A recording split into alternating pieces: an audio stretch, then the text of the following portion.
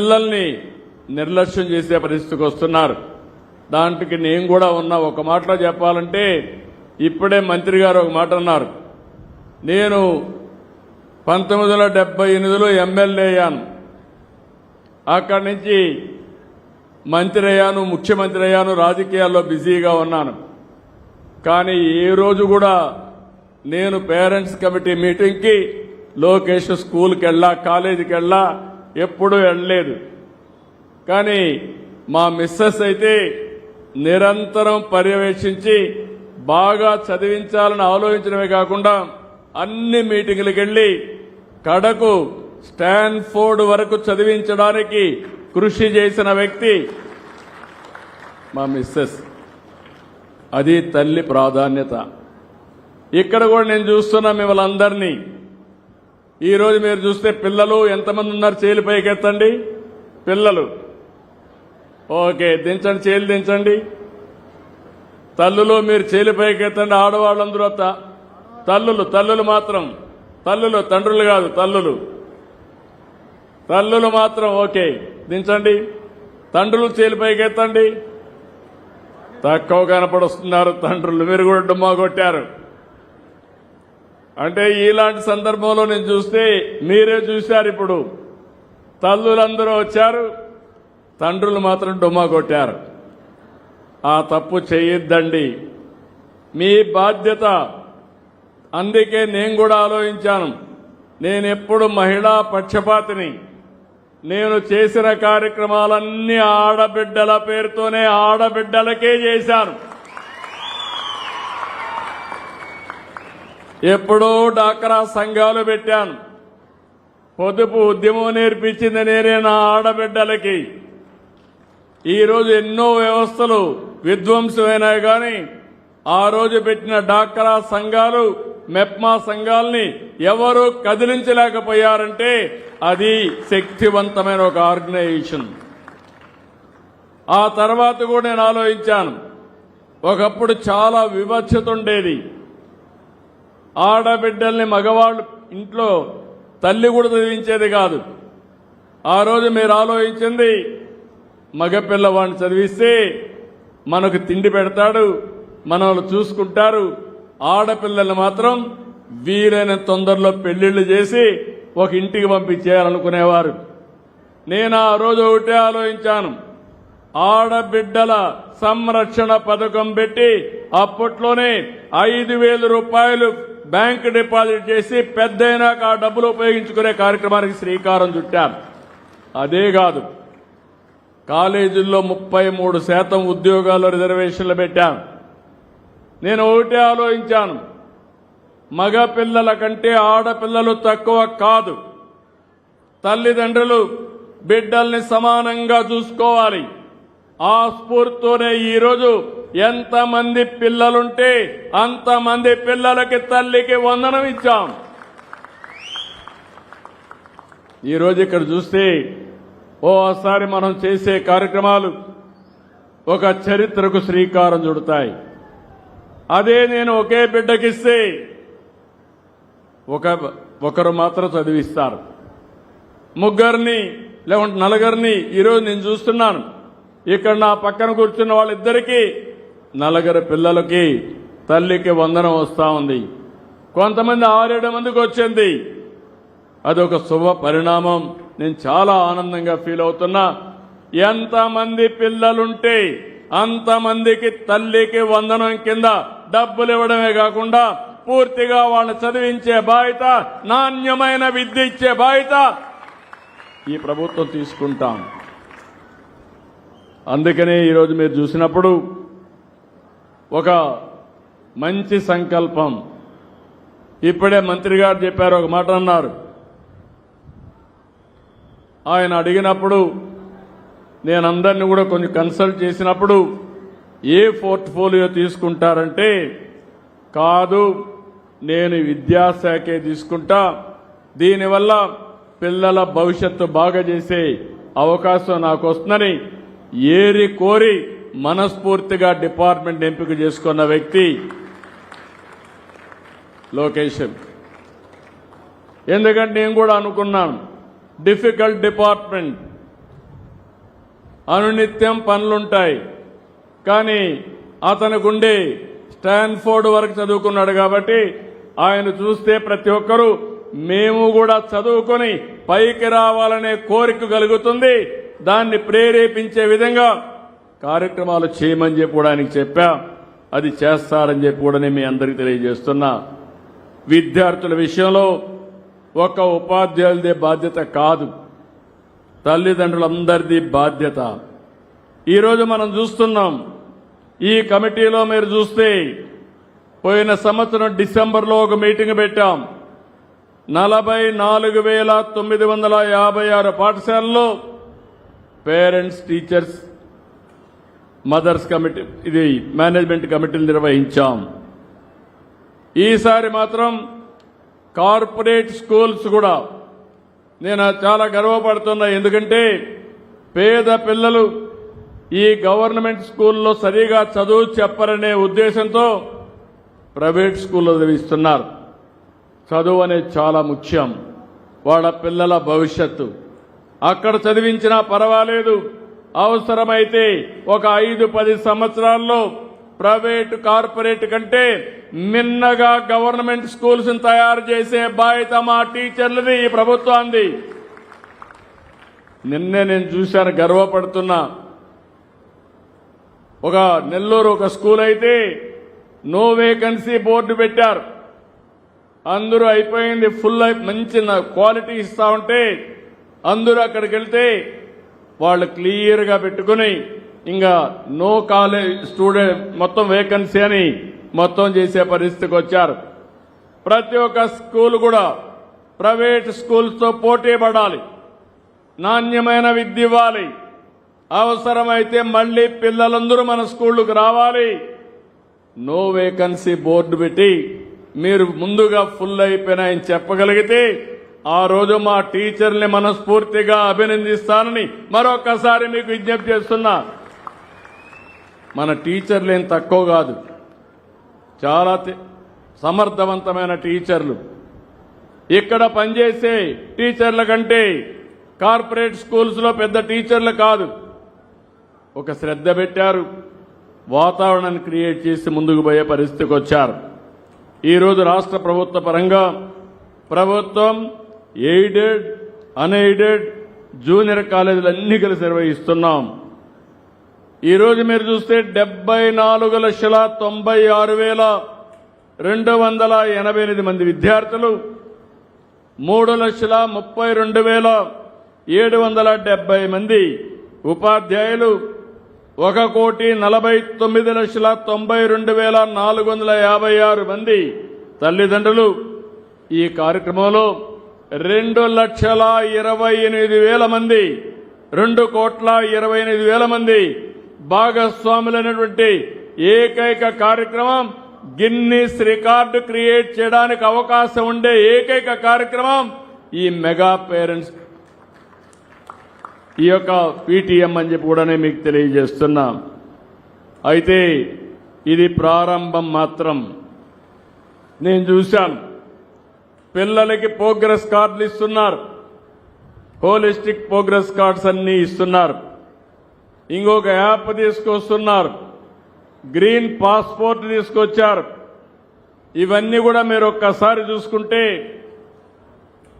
ఒక బాధ్యత, ఒక భవిష్యత్తుకు భరోసా ఇచ్చే విధంగా అనేక కార్యక్రమాలు తీసుకున్నారు. తల్లిదండ్రులందరినీ కోరుతున్నా, ఇమ్మీడియట్ గా యాప్ని డౌన్లోడ్ చేసుకోండి.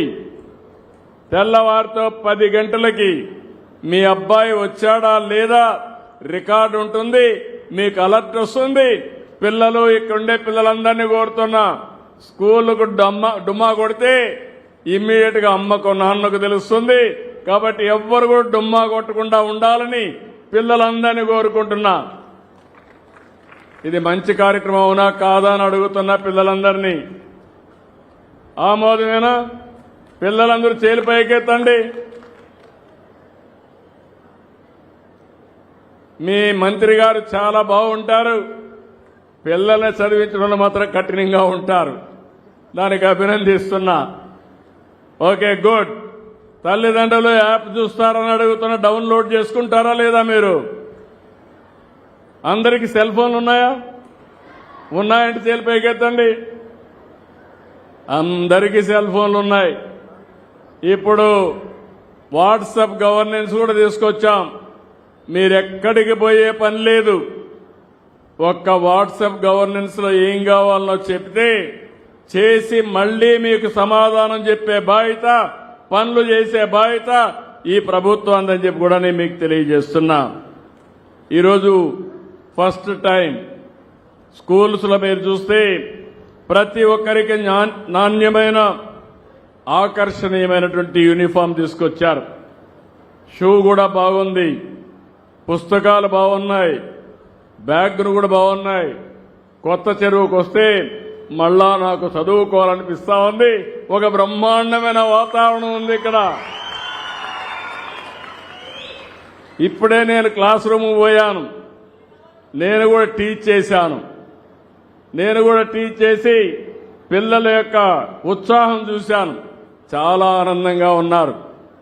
ఈరోజు అక్కడ టీచర్ని కూడా చూస్తే ఇక్కడే చదువుకుని గోపాల్ రెడ్డి అనే వ్యక్తి మళ్లీ ఇక్కడే నేను పనిచేయాలి, ఈ స్కూల్ రుణం తీర్చుకోవాలని టీచర్గా ఇక్కడికే ట్రాన్స్ఫర్ అయ్యి వచ్చాడంటే మనస్ఫూర్తిగా అభినందిస్తున్నానని చెప్పి కూడా నేను మీకు తెలియజేస్తున్నా. ఈరోజు సర్వేపల్లి రాధాకృష్ణ గారి పేరుతో ప్రతి ఒక్క విద్యార్థికి మిత్రా కిట్ ఇచ్చారు. ఒకప్పుడు మీరు చూస్తే నాకు అనిపిస్తుంది నాయకులంటే ఎన్ని చిత్ర విచిత్రాలు చేశారంటే కడాన పిల్లలకిస్తే పుస్తకాల పైన బ్యాగ్ కూడా వదిలిపెట్టలేదు, దానిపైన కూడా బొమ్మ వేసుకునే పరిస్థితికి వచ్చారు. ఇప్పుడు ఆ రోజులు అయిపోయినాయి. ఏ బొమ్మ ఉండదు, విద్యాలయాల్లో రాజకీయాలు లేవు. నేను ఒకటే ఆలోచిస్తున్నా, ఈ పిల్లల భవిష్యత్తు బంగారు భవిష్యత్తు చేయడమే కాకుండా ప్రపంచంలోనే చురుకైన యువతగా తయారు చేసే బాధ్యత ఈ ప్రభుత్వాన్ని. అందుకని ఏవైతే నిర్లక్ష్యం చేశారో అవన్నిటిపైన విద్యార్థులకు అందరికీ కిట్లు అందించాం. ఒక్కొక్క కిట్టుకైతే 2,275 రూపాయలు చొప్పున 953 కోట్లు ఖర్చు పెట్టాం. ఇవన్నీ కూడా 1-8 వరకు, అదే 120 స్టిచ్చింగ్కి మాత్రం 120 రూపాయలు, 9-10 అయితే 240 రూపాయలు స్టిచ్చింగ్ అయ్యే పరిస్థితికి వచ్చింది. నోట్ పుస్తకాలు కూడా నేను చాలాసార్లు చూసేవాడిని. స్కూల్ తెరిస్తే పుస్తకాలు దొరికేటివి కాదు, స్కూల్కి వచ్చి ఏ పని చేసేవాళ్ళు కాదు. ఈసారి పాఠశాలలు ప్రారంభోత్సవం ప్రారంభించగానే మీకు పుస్తకాలు అందించిన ప్రభుత్వం ఈ ఎన్డీఏ ప్రభుత్వం అని చెప్పి కూడా నేను మీకు తెలియజేస్తున్నా. గత ప్రభుత్వం మధ్యాహ్న భోజనం రద్దు చేశారు. నేను వస్తానే మధ్యాహ్న భోజనం కూడా మళ్ళా తిరిగి ప్రవేశపెట్టాం. మీరు ఒక్క విషయం గుర్తుపెట్టుకోవాలి, నేను చిన్నప్పుడు చదువుకున్నప్పుడు నేనే క్యారియర్ తీసుకుని 6 కిలోమీటర్లు నడిచి చదువుకునే దానికోసం క్యారియర్ కానీ పొట్లాలు కట్టుకుని 6 కిలోమీటర్లు నడిచి వాగులు వంకలు అంతా కూడా నడిచి స్కూలు పోయి చదువుకొని మళ్ళా ఇంటికి వచ్చేవాడిని. అంటే 2 సార్లు 12 కిలోమీటర్లు నడిచేవాడిని. పిల్లలు మీరంతా అదృష్టవంతులు. ఉచిత బస్సు ఎక్కితే నేరుగా ఇంటికి వెళ్ళిపోవచ్చు. ఇక్కడికి వస్తే భోజనం తీసుకొచ్చే పరిస్థితి లేదు, మీకు బాధ లేదు. మా తల్లి అయితే నేను 5-6 గంటలకు బయలుదేరాలి.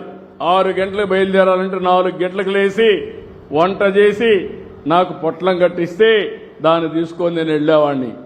ఇప్పుడు మీకు ఆ బాధ లేదు. మంచి రుచికరమైన భోజనం, ఆరోగ్యకరమైన భోజనం, వేడి భోజనం. మొన్నటి వరకైతే బియ్యం బాగలేవంటే కాదు, నా పిల్లలకి సన్న బియ్యం పెట్టాలని సన్న బియ్యాన్ని తీసుకొచ్చి నాణ్యమైన బియ్యంతో ఈరోజు ఇస్తున్నాం. ఇంకా వీలైతే నేను ఒకటే చెప్తున్నా, డిపార్ట్మెంట్కి క్వాలిటీ కాడ కాంప్రమైజ్ లేదు.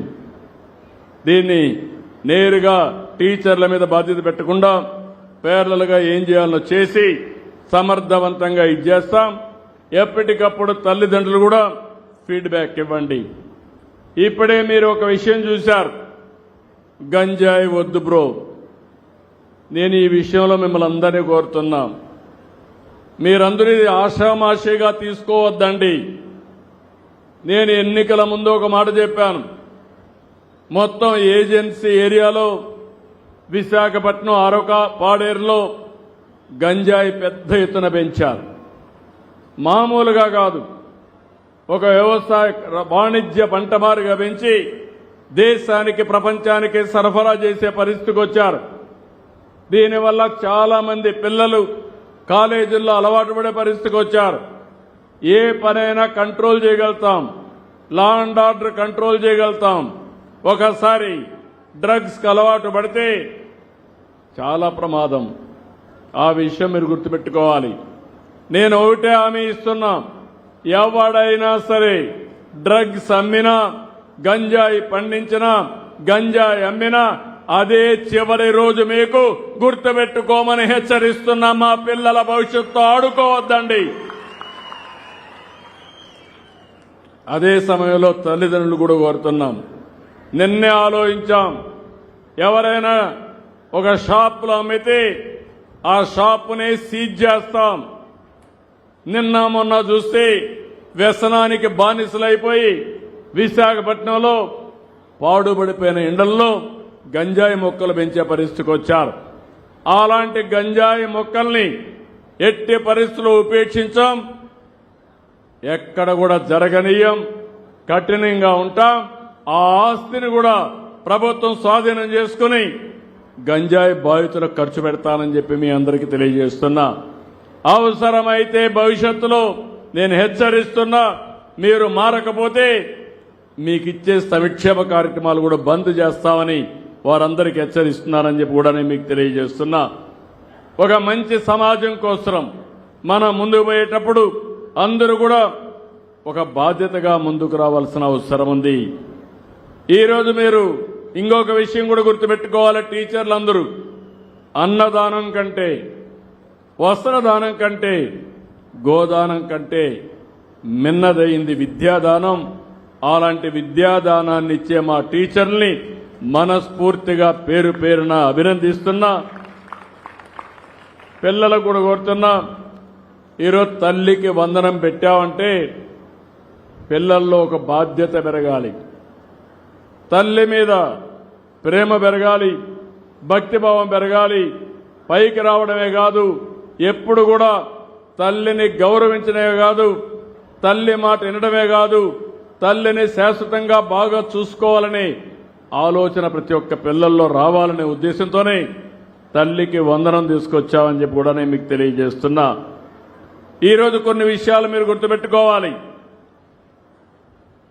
ఈరోజు మనం చూస్తే గతంలో అబ్దుల్ కలాం ఒక స్ఫూర్తి కావాలి. ఇంటింటికి న్యూస్ పేపర్లు వేసి వచ్చిన డబ్బులతో చదువుకున్న వ్యక్తి అబ్దుల్ కలాం గారు. ఇంకో పక్క అంబేద్కర్ వీధి దీపాల కింద చదివి ఆయన రాజ్యాంగాన్ని రాసే స్ఫూర్తి వచ్చిందంటే అది ఆయన గొప్పతనం. ఒకరు మిసైల్ మ్యాన్గా, ఇంకొకరు రాజ్యాంగ నిర్మాతగా తయారయ్యారంటే మనం అందరం గుర్తుపెట్టుకోవాల్సింది మన పిల్లల్లో చాలా శక్తి సామర్థ్యాలున్నాయి. ఇప్పుడే నేను ఒక అబ్బాయిని చూశాను, మా రాజకీయ నాయకులు ఎవ్వరూ మాట్లాడలేరు, బ్రహ్మాండంగా మాట్లాడాడు. చాలా తక్కువ సమయంలో స్ఫూర్తిదాయకమైన మెసేజ్ ఇచ్చాడు. అలాంటి శక్తి సామర్థ్యాలు మన వాళ్ళకందరికీ ఉన్నాయి. ఈ విషయం మనం గుర్తుపెట్టుకోవాల్సిన అవసరం ఉంది. ఈరోజు మీరు ఒకసారి చూస్తే